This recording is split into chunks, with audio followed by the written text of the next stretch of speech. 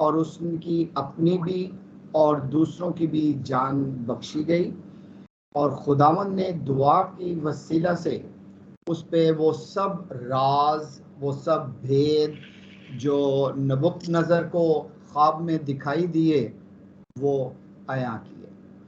और जब हमने देखा कि प्रैक्टिकली अपनी जो गवाहियां हैं वो शेयर करनी चाहिए, तो डैनियल ने भी खुदावंद के नाम को मुबारक कहा, और जब मुबारक कहा तो फिर वो चला जाता है बादशाह के पास और उससे बयान करता है कि जी मैं आपका ख्वाब बयान करूंगा। लेकिन जैसे ही वो उसको जो उस पे हाकिम था, जो अरयूक डैनियल के को लेकर गया, तो जैसे ही बादशाह के पास लेकर जाता है तो बादशाह डैनियल से कहता है बल्कि उससे पूछता है, क्या तू उस ख्वाब को जो मैंने देखा और उसकी ताबीर को मुझसे बयान कर सकता है? अब यहाँ पे हम देखते हैं कि डैनियल से क्वेश्चन किया जाता है कि क्या तू जो मैंने ख्वाब देखा है उसको और उसकी ताबीर को बयान कर सकता है? अब डैनियल जो है उसको क्या जवाब देता है? वो बादशाह की हजूरी में झुककर अर्ज करता है कि वो भेद बादशाह ने जो नजूमियों से और हुक्मान, जादूगर, फालगिर उसको बता नहीं सकते थे। उसने कहा कि आसमान पर एक खुदा है जो राज की बातें आश्कारा करता है। उसने ये नहीं कहा कि, क्वेश्चन देखें, उसने पूछा कि क्या तू वो ख्वाब और उसकी ताबीर बयान कर सकता है? तो उसने कहा कि आसमान पर एक खुदा है जो राज की बातें आश्कारा करता है, और उसने नबुकदनेस्सर बादशाह पर जाहिर किया है कि आखिरी अयाम में क्या वकू में आएगा। अब यहाँ पे डैनियल अपनी प्रेजिंग नहीं कर रहा, अपना नहीं कह रहा कि जी मैंने दुआ की थी, मेरे साथियों ने दुआ की थी और ये हो गया और वो हो गया। कहता है कि नहीं, आसमान पर एक खुदा है जो राज जानता है, भेद जानता है, और उसी खुदा ने क्या किया है, तुझ पे बयान किया है, तुझ पे वाजे किया है, तुझ पे ये राज आश्कारा किया है कि आगे आखिरी अयाम में क्या होगा। अब वो उसको बताता है कि बादशाह तू ना अपने पलंग पे लेटा हुआ था, अपने ख्यालात में था, बात कि मेरी सल्तनत में क्या होने वाला है या मैं क्या कर सकता हूँ, उसकी बेहतरी कैसे कर सकता हूँ, क्या क्या इस तरह के ख्यालात में तू सो रहा था। तो तुझे क्या आया, एक ख्वाब नजर आया, और उस ख्वाब में बादशाह तूने क्या देखा है, एक मूरत देखी है, और वो मूरत बहुत बड़ी मूरत है, जिसकी वो उसने लफ्ज एक इस्तेमाल किया वहां पे कि तूने ऐसी मूरत देखी है जिसकी रौनक बेनहायत थी और वो तेरे सामने खड़ी हुई, और लेकिन वो कहता है कि उसकी सूरत जो है वो हैबतनाक थी। और जैसे ही उसने कहा होगा कि वो मूरत देखी, तो बादशाह एकदम उसको याद आ गया, हाँ ये मूरत ही मैंने देखी थी, और उस मूरत का सर खालिस सोने का था।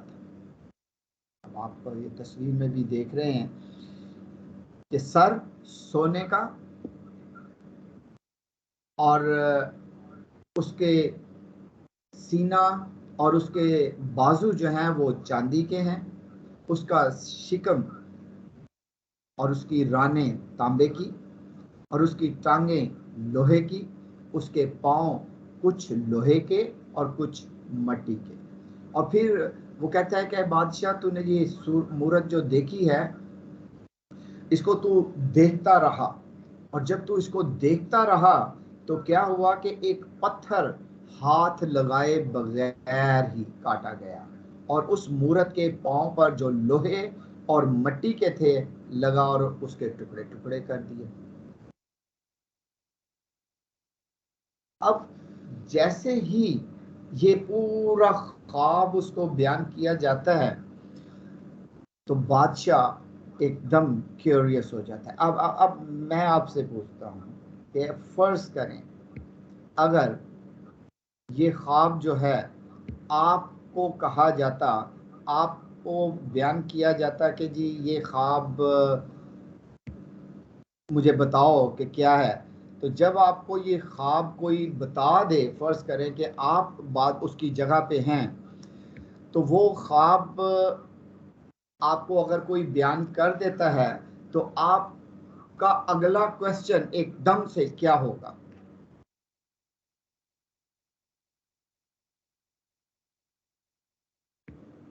एकदम आपके ज़हन में क्या आएगा अगला क्वेश्चन?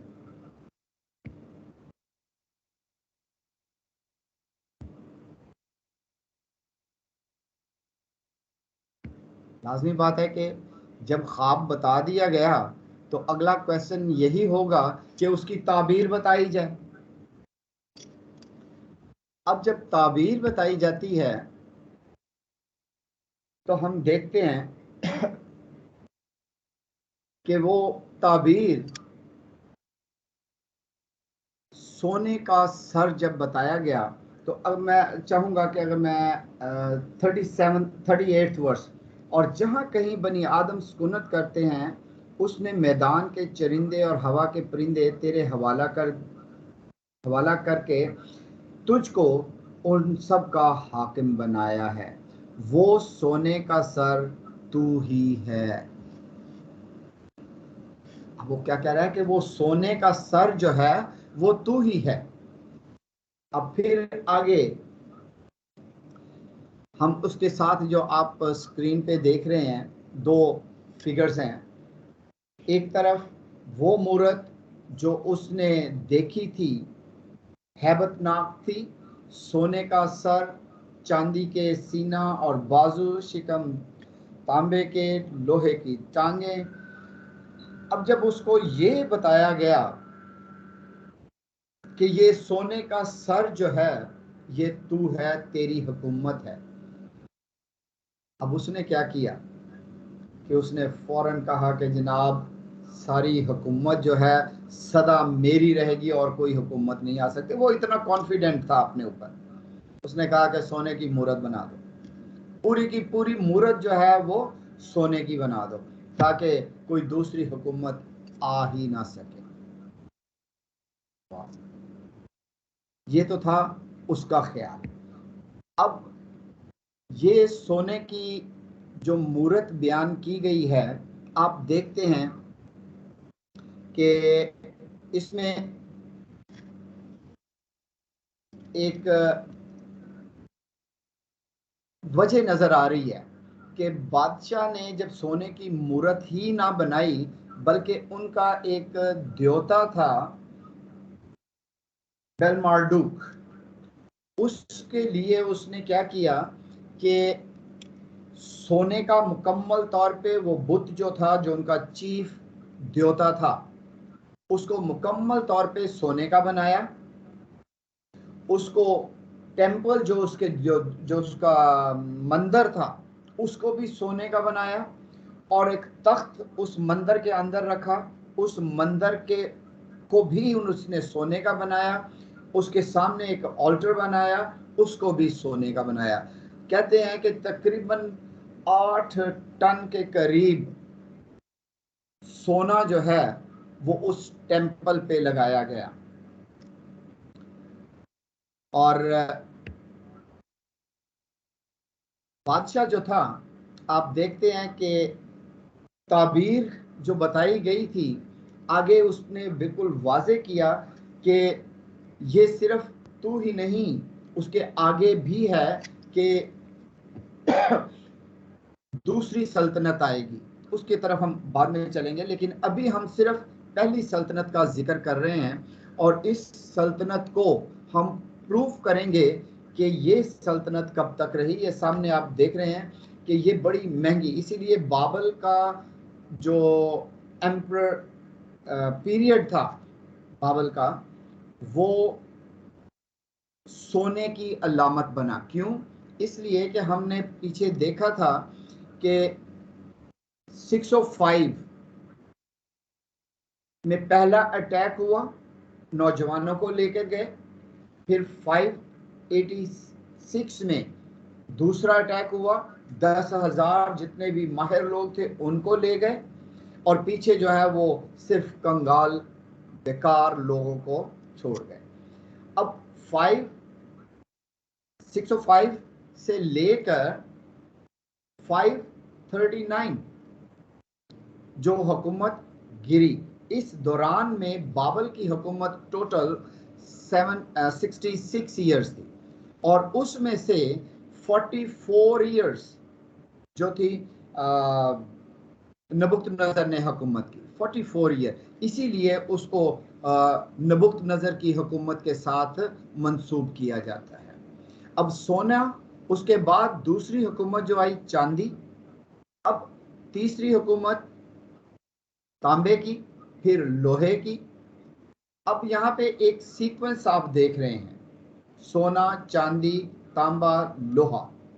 अगर इस धातुओं की वैल्यू को अगर देखें तो इनकी वैल्यू जो है वो आहिस्ता आहिस्ता डिक्रीज हो रही है।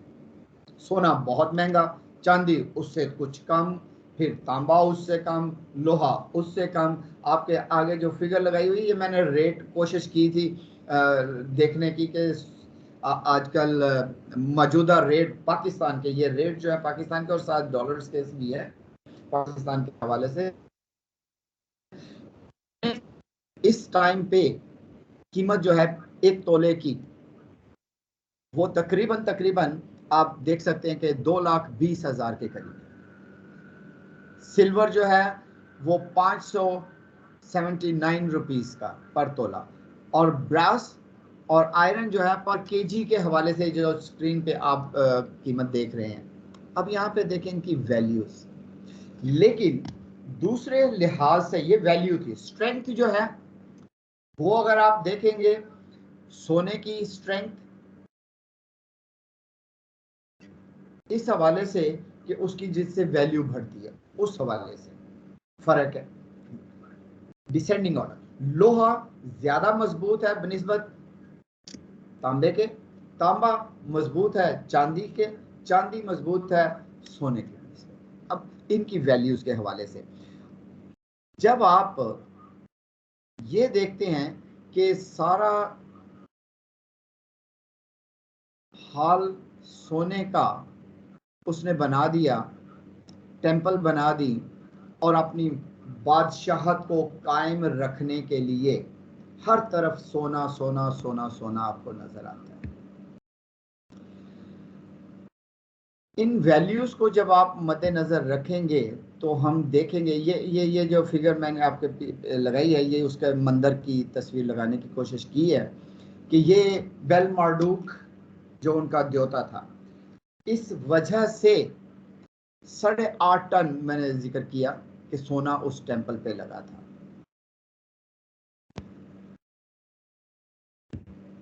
अब टेंपल से थोड़ा सा जब हम बाहर निकलते हैं तो उसने क्या किया, वो मूर्त जो भी सोने की बनाई पूरी दुनिया में।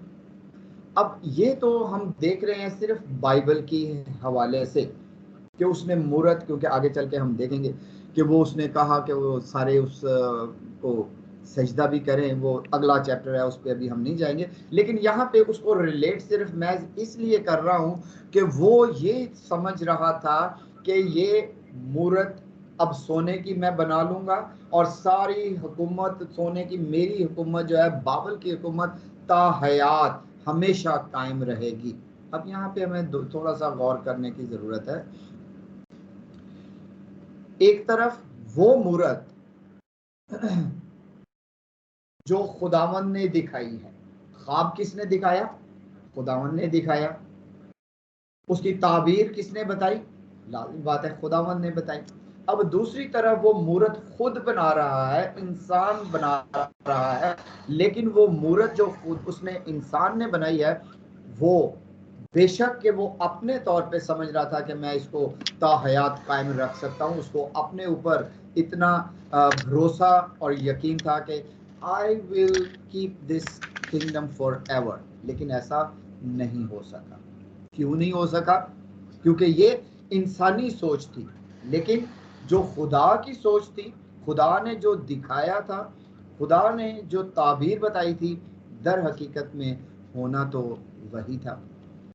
इंसान अपनी सोच से, अपनी मर्जी से जो मर्जी चाहे कर ले, लेकिन होना वही है जो खुदा ने चाहना है। तो अगर खुदा ने ऐसा चाहा तो हम देखते हैं कि ये एक प्रोफेटिक बात थी, प्रोफेसी थी, नबूवत थी, और ये पूरी हुई। इस नबूवत का पूरा होना बहुत जरूरी था। अब ये बाइबल में भी हम देखते हैं सूरत, लेकिन बाइबल से हटकर जब हम देखते हैं, थोड़ा सा तारीख की तरफ बढ़ते हैं, तो तारीख हमें बताती है, ये तस्वीरें जो आप देख रहे हैं स्क्रीन पे, ये टैबलेट्स हैं। एक तरफ नबुक्त नज़र का खत है और दूसरी तरफ ईंट है। अब उसने हर तरफ जितनी भी मट्टी की, ये आपको म्यूजियम है जर्मन में, वहाँ पे टैबलेट्स पड़ी हुई हैं, इवन के इंग्लैंड में भी, और इनके ऊपर लिखा हुआ क्या है जरा देखेंगे आप, कोई पढ़ेगा?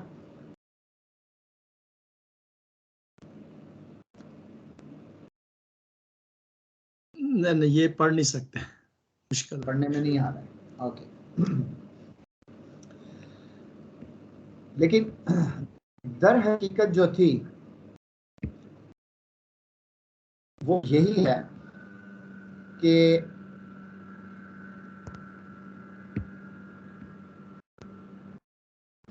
आप यूं कह लें कि आसारे कदीमा की ये तख्तियां हैं जो निकाली गई हैं और ये म्यूजियम में रखी गई हैं, और इनके ऊपर लिखा हुआ है पूरी दुनिया पे बाबल हुकूमत करे और ये हुकूमत हमेशा कायम रहे।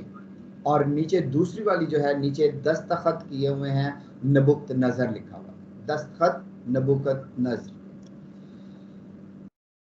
अगर आप बाबल के शहर को देखें तो उसकी जितनी भी खुदाई की गई है उनमें ईंटें निकली हैं, और जितनी भी मिट्टी की ईंटें निकाली गई हैं उन पे ये लिखा हुआ है, दस्तखत किए हुए हैं नबुक्त नजर के, कि पूरी दुनिया पे बाबल हुकूमत करे और ये हुकूमत हमेशा कायम रहे। ये नबुक्त नजर का ख्याल था, और उसने इस ख्याल को पाए तकमील तक पहुंचाने के लिए हर तरफ जितनी भी बिल्डिंग्स बनती थी उनके अंदर जो ईंटें इस्तेमाल होती थी उन पे यही लिखा होता था और नीचे उसके साइन किए हुए होते थे। अब यहाँ पे हम देखते हैं कि उसे क्या मालूम कि क्या होगा, हालांकि मालूम मैं कहता हूं कि होना चाहिए। डैनियल नबी ने तो बिल्कुल वाज़े तौर पे बता दिया कि अगली हुकूमत जो है वो किन की है, ताबीर बता दी, लेकिन वो उसको घमंड में था। यहाँ पे जो एक चीज गौर तलब है कि घमंड, फखर, उसने घमंड किया। उसने कहा कि मैं इतना ताकतवर, मैंने फलां मुल्क को असीर कर लिया है, मैंने फलां मुल्क को फतह कर लिया, फलां जगह को फतह कर लिया, I will stand for ever, ये पूरी दुनिया मेरी है, पूरी दुनिया पे बाबल ही बाबल होगा। इसलिए उसने हर जगह, बिल्डिंग में भी हर जगह बाबल बाबल बाबल।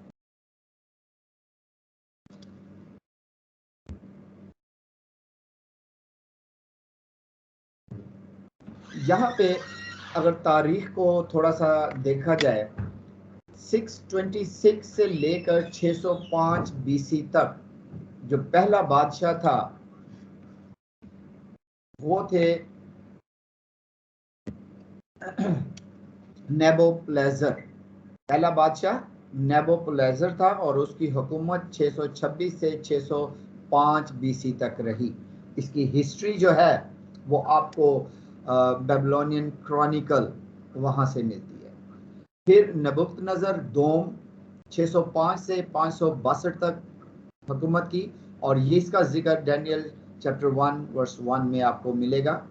फिर तीसरा बादशाह जो बाबल पे रहा वो ईवल मेरोडेक, जिसकी हुकूमत 562 से लेकर 560 बीसी तक, और इसका आपको हवाला जो है अगर देखना चाहें तो दूसरी सलातीन 25वां बाब और उसकी 27वीं आयत में मिलेगा।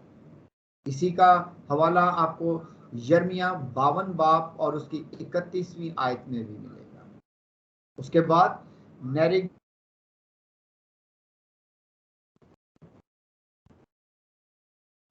60 से 556 बीसी तक हुकूमत में रहा और इसका हवाला आपको यिर्मयाह 39वां बाब और उसकी 3री आयत में मिलेगा। अभी हम पढ़ेंगे नहीं क्योंकि मैं देख रहा हूं कि 9 बज गए हैं। फिर है लिबाशी मारदूक, ये थोड़ी से अरसे के लिए, चंद महीनों के लिए इसने हुकूमत की और इसका हवाला जो है बेबीलोनियन टेक्स्ट्स और इंस्क्रिप्शंस जो हैं वहां से आपको मिल सकता है। फिर नेबुनाइडस 556 से 539 बीसी तक इसने हुकूमत की और इसका रिकॉर्ड जो है वो भी आपको बेबीलोनियन इंस्क्रिप्शंस या उनके रिकॉर्ड्स में मिलता है। और उसके बाद बेलशज़र को रीजेंट था और इसका जिक्र डैनियल 5 उसकी 22वीं आयत में। अब देखें यहाँ पे बाबल में जो नबुकदनेस्सर है वो ये सोच रहा है कि मेरे सिवा अब कोई और नहीं, सिर्फ हर तरफ मैं ही मैं हूं। लेकिन नबुकदनेस्सर बादशाह जो है ये तो उसका अपना ख्याल था। अब जरा अगर आप डैनियल 2 बाब की 39 वर्स देखें, 39 वर्स में क्या लिखा हुआ है? कहता है और तेरे बाद एक और सल्तनत बर्पा होगी जो तुझसे छोटी होगी और उसके बाद एक और सल्तनत तांबे की जो तमाम जमीन पर हुकूमत करेगी। और तेरे बाद एक और सल्तनत बर्पा होगी जो तुझसे छोटी होगी। तो बिल्कुल क्लियर हो गया कि छोटी कौन सी है? सोने के बाद चांदी।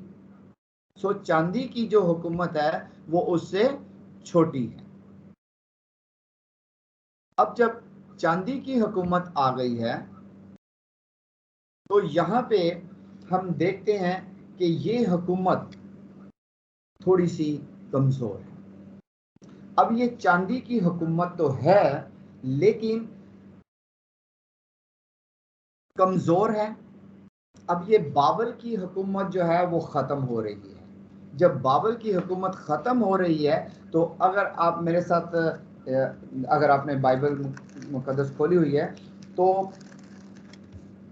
5वें बाब में देखें ज़रा।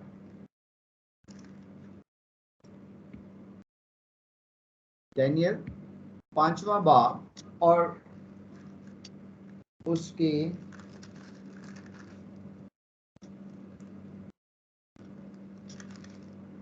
जी 25वीं आयत। 25वीं आयत में हम देखते हैं कि और वो नविश्ता ये है मिन्ने मिन्ने तकीलो फरसीन, जिसकी हम आप देखते हैं, जानते हैं कि इसके आखिरी बादशाह जो हमने अभी देखा वो बेलशज़र, उसको हमने देखा कि वो क्या कर रहा था। जो हैकल से ज़रूफ आए हुए थे उनके अंदर मैनोशी कर रहा था, हैकल के बर्तनों को नापाक कर रहा था और वो इतना धुन में मगन था मैनोशी में। अपने वो सब आप जानते हैं इस कहानी को कि अपनी बीवियों को, हरमों को, I mean all sorts of जो गलत काम है वो हो रहा था। अब हुआ क्या कि वहां पे एक बादशाह जिसका जिक्र हमें मिलता है आपके यशाया नबी में। यशाया 45वें बाब की पहली आयत में देखें। अब मैंने मेरा ख्याल जब हम पहले चैप्टर में थे तो मैं जो पहले बाब में जो बाबल का जिक्र कर रहे थे, बाबल के शहर का, तो उसमें बयान कर रहा था कि उसकी जो इतना वाफर मिकदार में पानी था, इरिगेशन थी, और उसकी जो चार दीवारी थी वो इतनी वसी बनाई हुई थी, चौड़ी चौड़ी थी और मजबूत थी कि दो दो रथ जो है साथ साथ चल सकते थे, और वो वफर मिकदार में हर किस्म का अनाज जो है वहां पे मौजूद था। अब होता क्या है कि जब ये दूसरी हुकूमत, आप देखें जरा दूसरी सल्तनत चांदी की जो है वो है कौन सी है, 5वें बाब की 30वीं और 31वीं आयत देखें। यहां पे लिखा है, उसी रात को, सॉरी पहले 28वीं आयत देखें। फिरिस यानी तेरी मुल्कत मुनकसम हुई और मादियों और फारसियों को दी गई। 5वें बाब की 28वीं आयत, फिरिस यानी तेरी मुल्कत मुनकसम हुई और मादियों और फारसियों को दी गई। मादा फारसियों ने हुकूमत ले ली। और उसी रात को ये कैसे हुआ, उससे पहले मैं बयान करना चाहता हूं कि वो जो शहर था, मैंने जैसे पहले जिक्र किया कि बड़ा ही उसके अंदर दरिया फरात बहता था, उसका एक बैरूनी गेट था, फिर अंदरूनी गेट थे। अब ये तो बाइबल के मुताबिक डैनियल को जो ख्वाब आया, उसकी जो ताबीर बयान की गई, ये वो है ताबीर के मुताबिक कि दूसरी हुकूमत चांदी की कमजोर होगी, और ये मादा फारस जो थे, मादी और फारसी, ये वहां पे आए। अब जब ये उस शहर का, बाबल का मुहासरा कर रहे थे, तो ये लोग इतने थे कि ये बड़े गरीब लोग हैं और अपने अनाज को उनके ऊपर फेंका करते थे, दिया करते थे कि ये लोग भूखे हैं, इनको चीजें चाहिए, तो वो इतने फख्र में थे, वो देते थे। वहां पे बादशाह जो आए, खोरस बादशाह, साइरस का जिक्र आता है यसाया नबी में। मैं अब वो कोट नहीं करना, जाना नहीं चाह रहा, टाइम मुझे नजर आ रहा है कि बहुत कम है, लेकिन अगर आप देखना चाहें तो फिर भी आप नोट कर लें। 45वें बाब की पहली आयत और 44वें बाब की 27वीं आयत में आपको खोरस बादशाह का जिक्र मिलेगा। और जब वो जिक्र आपको मिलता है तो उससे आपको पता चलता है कि ये ऑलरेडी पेशन गोई की गई थी। यसाया नबी की किताब जो है वो 680 बीसी में लिखी गई। कब लिखी गई? 680 बीसी में। और ये बेबीलोन का फॉल जब आया, जब दूसरी सल्तनत आई, तो वो 539 में हुआ। तो इसके दरमियान में जो डिफरेंस आ रहा है वो 140 ईयर्स का आ रहा है। तो इसका मतलब कि 140 साल पहले पेशन गोई की गई। खुदावंद ने नाम बता दिया, और ये पहला बादशाह है, एक शख्स है जिसका नाम पहले से ही बता दिया गया था कि ये होगा। अब वो खोरस बादशाह के लिए कहा गया कि इसके लिए गेट खुल जाएंगे, दरवाजे खुल जाएंगे। अब हुआ क्या कि बेलशस्सर जो था, बेलशस्सर, वो जब मैखोरी कर रहे थे, उससे पहले खोरस बादशाह इंतहाई इंटेलिजेंट था। इसने दरिया फरात के साथ साथ डिचेस खोल दी ताकि वो जो सहरा है पानी उस तरफ चला जाए, और वो पानी दरिया का खुश्क हो गया, और वो नीचे से पार होकर तो जो मेन गेट था उसमें से सुरंग करके अगले पे चले गए। अगले गेट पे जब गए तो वो मैखोरी में तमाम महल जो है, इवन के जो उनके जो चौकीदार और सिपाही और पहरेदार थे, सबके सब नशे में धुत थे, और वो गेट खुले मिले। और ये साया नबी बिल्कुल वाजे कहता है कि उसके गेट इस पर खुले रहेंगे। ये घर जरूर पढ़िएगा, 45वें बाब की पहली आयत और 44 की 27वीं आयत। अब यहाँ पे जो मेन चीज है, खत्म करने लगा हूं सिर्फ दो बादशाहतों के साथ, कि इसकी हुकूमत खत्म हुई। कैसे? कि वो धुन थे और खोरस बादशाह जो मादा फारिस के थे, वो उसने अंदर से मार्च की, अंदर गए और उस बादशाह को कत्ल किया। और जब कत्ल कर दिया तो उसी रात जो कसदियों का बादशाह कत्ल हुआ, यानी बेलशज़र, और दारा मादी ने 62 बरस की उम्र में सल्तनत को हासिल कर लिया। यसाया 44 बाब उसकी 26वीं और 28वीं के मुताबिक वहां पे बिल्कुल वाज़े लिखा है कि खोरस के हक में कहता हूं, खुदावंद यीशु मसीह फरमाते हैं कि खुदा कि वो मेरा चरवाहा है, मेरी मर्जी बिल्कुल पूरी करेगा। फिर खुदावंद कहते हैं कि अपने ममसूख खोरस के हक में यूं फरमाता है कि मैंने उसका दहना हाथ पकड़ा कि उम्मतों को उसके सामने ज़ेर करूं, बादशाहों की कमरे खोल डाल और दरवाजे बंद ना किए जाएंगे, बल्कि उनके फाटक बंद नहीं होंगे, वो खुले रहेंगे। और यही बात है कि उस वक्त खुदावंद ने पेशेंगोई पूरी की। ये हमें बाइबल ही है जो बताती है कि सोने की हुकूमत, सोने की सल्तनत कायम ना रहेगी और ना रही। ये बाइबल ही है जो हमें प्रिडिक्ट करती है कि अगली हुकूमत जो है वो मादा फारिस की होगी, और ऐसा ही हुआ। ये बाइबल मुकद्दस ही में से हमें मिलता है कि उसका नाम जो है वो पहले से बता दिया गया कि साइरस दारा का बादशाह जो है वो उस पर हुकूमत करेगा, और ही ऐसा ही हुआ, वो वहां पे अरूज में आया। बाइबल ही हमें ये भी बताती है कि दरिया सूख जाएंगे उस खोरस बादशाह के लिए, और दरिया उसने खुश्क कर दिया। ये बाइबल मुकद्दस ही है जो हमें ये बताती है कि उसके लिए फाटक खुले रहेंगे, दरवाजे बंद ना होंगे, और ऐसा ही हुआ। अब यहाँ पे हम देखते हैं कि बिल्कुल वाज़े कह सकते हैं कि बाइबल बयान करती है और तारीख उसे बताती है। बाइबल और history they both go together.